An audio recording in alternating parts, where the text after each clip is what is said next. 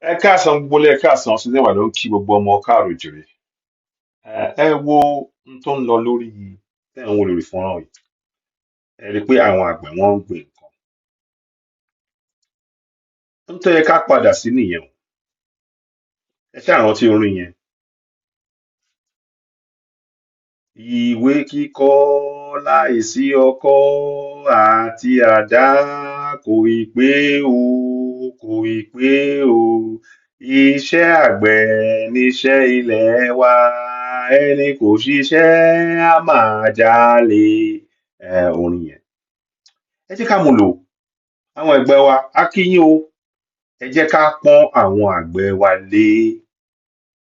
Nínú eléyìí tí à ń sọ ńsìn tí kò sóúnjẹ ńta, gbogbo wa jẹ́ ká kọjú sí bí a ṣe lè bẹ̀rẹ̀ sí ní ṣètò láti jẹ́ kí àwọn àgbẹ̀ wa kí wọ́n lè wà lóko. Ìpèsè ìdáàbòbò ni o, àwọn tán máa kọ́ ní bọ́n ṣe máa ṣe àgbẹ̀ ni o.